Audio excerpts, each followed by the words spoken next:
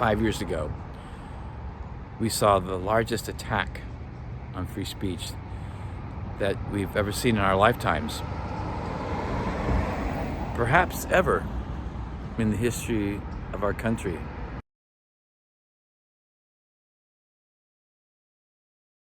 And as you know, the First Amendment is about speech, free speech. It's about freedom of the press. It's about freedom of assembly. People weren't allowed to go to work and to school and to worship, etc. Here in Southern California, they even limited the number of people that they did allow around the pier on Santa Monica Beach, outside, in the sun. Insane, crazy. Yes, indeed.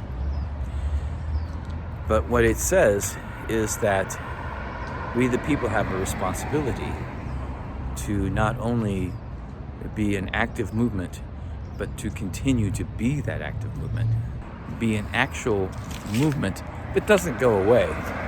It stays together.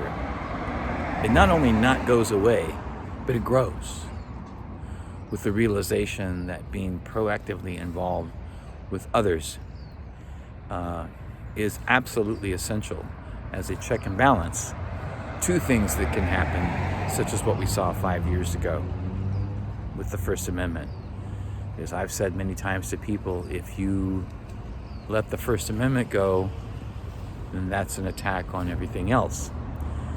And also, too, another thing that didn't get discussed, this often doesn't get discussed, is it was probably the largest transfer of wealth from the bottom to the top, also in the history of humankind, and certainly in our lifetimes. And prior to COVID, there was some data in a long-term study over about 30 years that ended in 2019 that said that the top 10% shared 72% of all the wealth. And that was prior to COVID-19, 2020.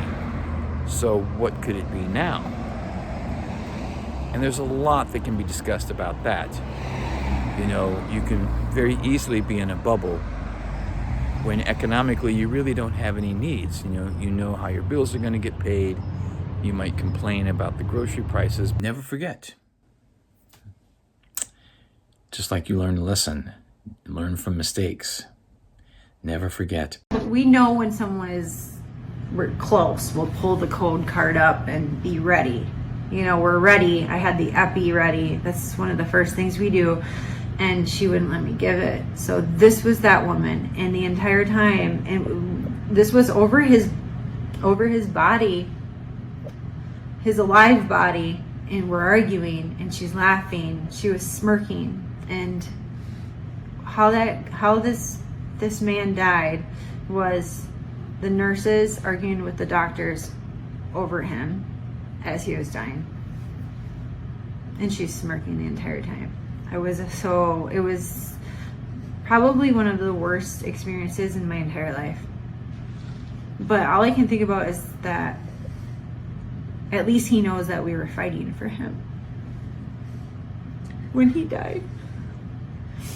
This is from the Associated Press. This video right here is from March 27th, 2020, where it says Trump signs $2.2 trillion stimulus package. And we're going to see that this stimulus package is H.R. 748, the CARES Act, the Coronavirus Aid, Relief, and Economic Security Act. Watch this. Well, thank you all very much. It's a very important day. I'll sign the single biggest economic relief package in American history, and I must... So it's the single biggest economic relief package in American history. And you would think that would be as a response to, it's written as a response to after the certain pandemic has taken place. Or any other package, by the way. It's twice as large as any relief ever signed. It's $2.2 billion, but it actually goes up to $6.2 potentially billion dollars. $trillion. Now this is whitehouse.gov, and I want to show you this right here real quick. But I want to thank Republicans and Democrats. This is what Trump says in this video right here, dated March 27th, which corresponds with this at whitehouse.gov. Remarks by President Trump at the signing of H.R. 748, signed when? March 27th. That corresponds with this date of this upload by the Associated Press, March 27th. Trump did not sign another bill. He signed H.R. 748. So he says this: I want to thank Republicans and Democrats for coming together, setting aside their differences, and putting America first. You don't put America first when you sign a $6.2 trillion corporate/banker bailout. But when was this bill introduced? When was it written? It had to be after the pandemic came along, right? Because this is a natural response to what happens after the fact, right? Watch this. World Health Organization says a pneumonia of unknown cause detected in Wuhan, China was first reported when?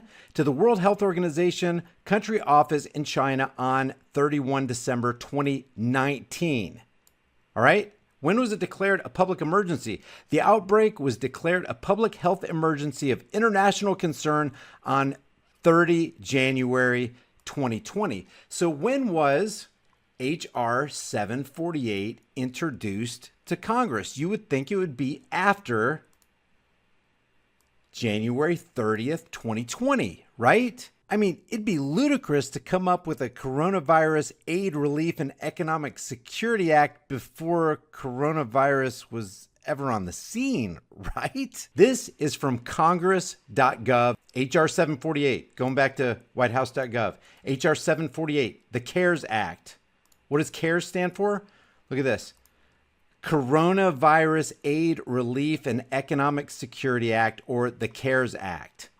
H.R. 748, he signs H.R. 748. He signs it on March 27th, 2020. When was it introduced? Oh, check this out.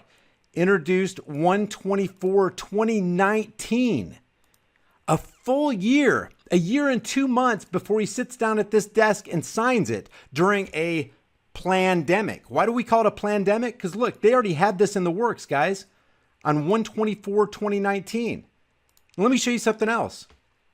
If you click a link right here on congress.gov, it takes you to this page right here so you can see the movement through Congress all the way to the very end where it becomes a law. When was it introduced? 1/24/2019, introduced into the House. And you can track its movement on the 24th, 2019, 5/21/2019, 7/17/2019. This is into July. And then the cutoff at 7/22/2019, read the second time. Oh, now we're into the plandemic phase. They introduced the CARES Act, the Coronavirus Aid, Relief, and Economic Security Act, before coronavirus was even spoken of, before most Americans even ever heard of Wuhan, China. The fingerprints of governmental planning is all over this thing. And then you consider the Rockefeller document, Lockstep, which is found in this document called Scenarios for the Future of Technology and International Development on page 18. Lockstep is a world of tighter top-down government control and more authoritarian leadership with limited innovation and growing citizen pushback, where they talk about the pandemic blanketing the planet. The CARES Act was written 1 year before coronavirus arrived on the scene. They knew what they were going to do before they let you know what they were going to do. Before I go, ask yourself this question. Why is nobody in corporate media talking about this? They have billions of dollars in resources to be able to do this research, and anybody can find it anywhere on the internet, but they're silent about it. Why? The answer is because they're complicit. I am Robert F. Kennedy Jr. Excuse my voice, which should get better as I talk. And let me explain to you a little bit about the journey that brought me here. I run the biggest water protection group in the world. It's called Waterkeeper Alliance. And back in the early 2000s, I was suing big coal-burning power plants in the United States for discharging mercury. At that time, my only concern was the impact of the mercury on fish and on human health of the human beings who ate the fish. Around that time, it came to my attention that there was also large amounts of mercury in vaccines, much larger exposures to children than any child would ever get from eating fish. And so I began to address that, and we started an organization that was trying to have a very limited scope, which was trying to remove the mercury from vaccines. Little by little, I came to understand that there were larger problems with vaccines. And the central problem, and the one we were most deeply concerned with, was that vaccines in the United States were not safety tested. They have an exemption. It is not available to any other medical product. And that exemption, which most people cannot even believe, is an artifact of CDC's legacy as the Public Health Service, which was a quasi-military agency. And at the time that the vaccine program was launched, the purpose was a national defense purpose. And they wanted to make sure that vaccines could be quickly formulated and deployed in order to derail attacks by foreign countries with biological substances. So they removed the regulatory impediments, including the necessity to test vaccines, to safety test vaccines against placebos.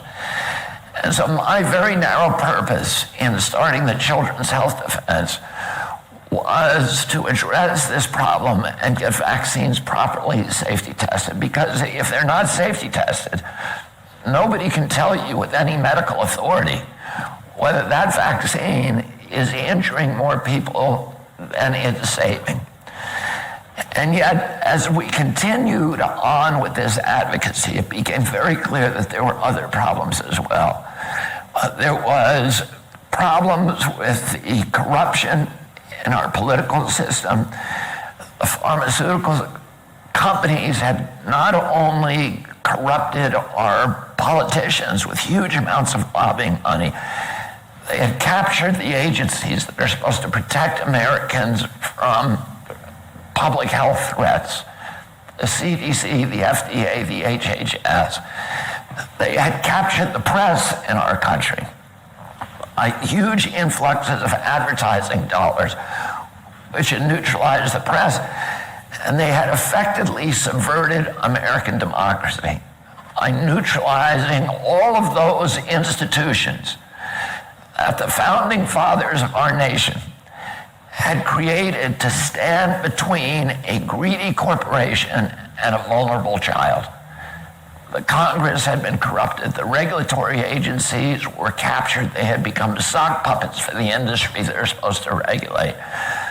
The press had been sidelined, and worst of all, they had passed a law in our country in 1986 that gave pharmaceutical companies complete immunity from liability. So there was no incentive for any of those companies to make vaccines safe. And little by little, we recognized that this was not just an American issue. This was a global issue.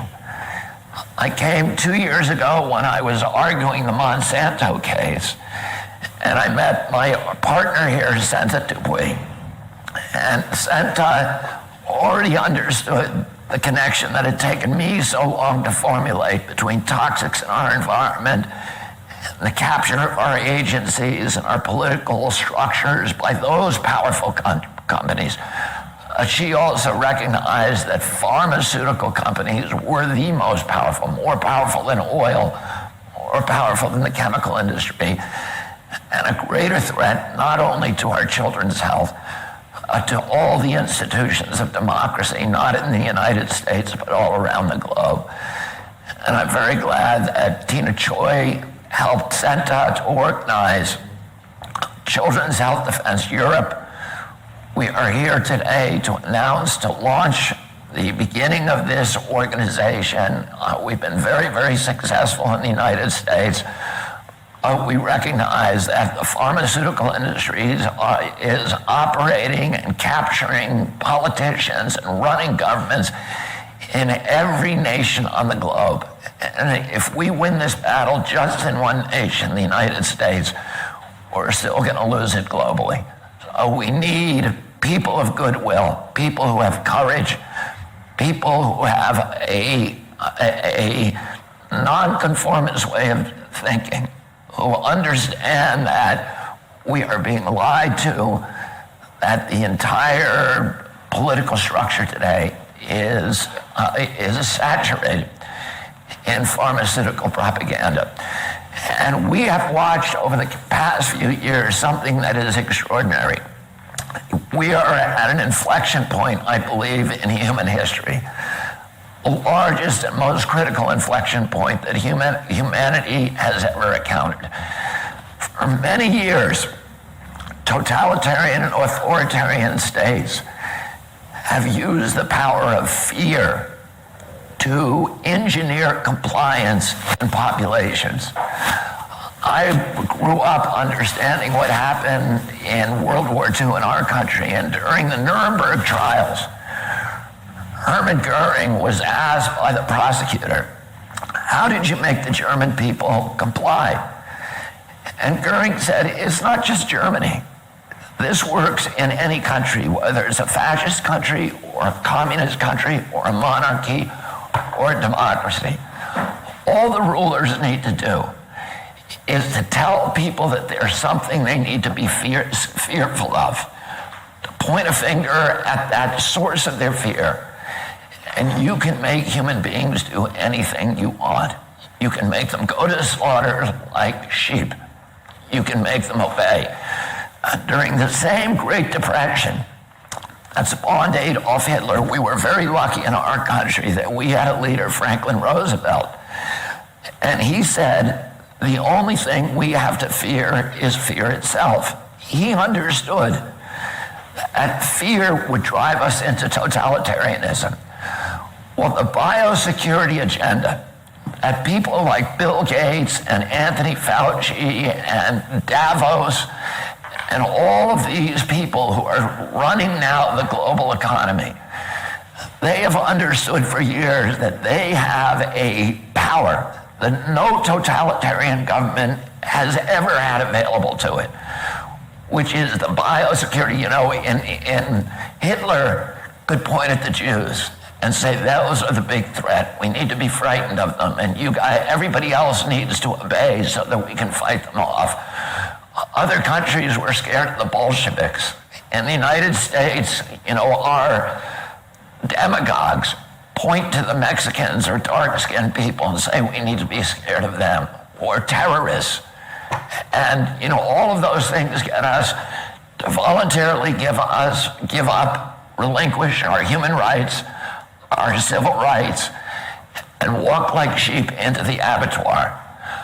But now they have a source of fear that is the most pervasive and all-encompassing power that they've ever had, which is the fear of pandemics.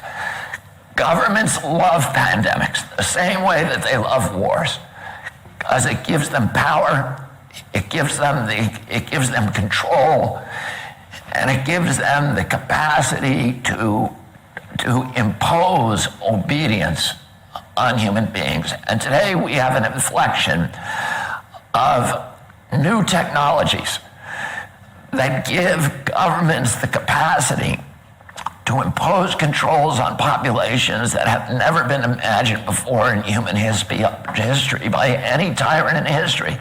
We have 5G, which has created a surveillance state. 5G is not here for your benefit. It's not here so that it's going to make your life better because you can download your video game in 6 seconds rather than 29. The only reason for 5G is because it allows these big data companies run by Bill Gates and Mark Zuckerberg and Jeffrey Bezos to harvest our data, to listen to your conversations on your cell phone. They've always been able to do that, but there was no way for them to transport that data, to subject it to analytics, and then to monetize it and to sell it. Bill Gates today is building a city in Arizona, 80,000 people, with a data center that will be able to take all of this new data, the data on your Alexis in your home. You think that Alexis is working for you? Alexis isn't working for you. She is spying on you. Your cell phone is spying on you. They have biometric facial recognition systems, your GPS, all the satellites that Bill Gates brags that his satellites will be able to monitor every square inch of the planet 24 hours a day. They're going to know, and then they have another innovation, which is digital currency. And once they have digitalized our currency and gotten rid of the cash economy, they have absolute control over us because they'll be able to tax every transaction. The banks will be able to cash in on every transfer of wealth, every transaction, no matter how minuscule, no matter how small. But also they'll be able to enforce obedience. Because if you're disobedient, they'll be able to shut down your bank account and starve you. And you'll have no access to cash. And many people argue that this pandemic was a plandemic, that it was planned from the outset, that it's part of a sinister scheme. I can't tell you the answer to that. I don't have enough evidence. A lot of it feels very planned to me, but I don't know. But I will tell you this. If you create these mechanisms for control, they become weapons of obedience for authoritarian regimes, no matter how beneficial or innocent the people who created them. Once you create them, they will be abused. 100% guarantee that they will be abused. And all of the people who are out on the street now, who are arguing with this new imposition that we're seeing all around us of authoritarian control, of people being told, wear your mask. And you know, I think everybody in Europe, everybody in Germany, everybody in the United States, if they were told, here's why you should wear a mask, here's the science that says it will help, here is the science that says it works, that you will stop transmission to other people, everybody would wear it with no problem. What we know is that we're not being dealt with honestly. We're being told, this is the science. But it's not, it's an appeal to authority. It's science because Tony Fauci and Bill Gates tell us it's science. We want to see the studies.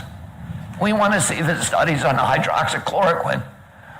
We want to see the studies on whether the lockdown is killing more people than the coronavirus. We want to see real science and real risk assessments. And we are not going to take the word. My father told me when I was a child, people in authority lie. And we all, if we are going to continue to live in a democracy, we need to understand that people in authority lie. People in authority will abuse every power that we relinquish to them. And right now, we are giving them the power to micromanage every bit of our lives 24 hours a day. They're going to know where we are. They're going to know the money that we spend. They're going to have access to our children. They're going to have the right to compel unwanted medical interventions on us. The Nazis did that in the camps in World War II. They tested vaccines on gypsies and Jews. And the world was so horrified after the war, we signed the Nuremberg Charter. And we all pledged when we do that, we would never again impose unwanted medical interventions on human beings without informed consent. And yet in 2 years, all of that conviction has suddenly disappeared. And people are walking around in masks where the science has not been explained to them. They are doing what they're told. They are these government agencies are orchestrating obedience, and it is not democratic. It's not the product of democracy. It's the product of a pharmaceutical-driven biosecurity agenda that will enslave the entire human race and plunge us into a dystopian nightmare where the apocalyptical forces of ignorance and greed will be running our lives and ruining our children and destroying all the dreams and dignity that we hope to give to our children. And the launch of this organization, Children's Health Defense in Europe, is a beachhead. It's an announcement to the world that we are not going to take it. We are building institutions to fight your institutions. And you have global institutions, and we now have a global institution. And we are going to be out tomorrow with the biggest crowd in German history, and they're all going to be saying peacefully the same thing. We are not going to let you take our democracy away. We are not going to let you take our health away. We are not going to let you take our freedoms away. We are not going to let you take our children away.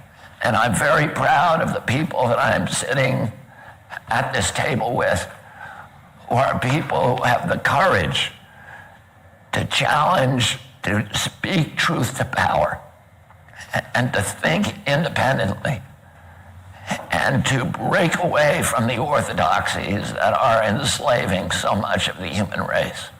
Thank you.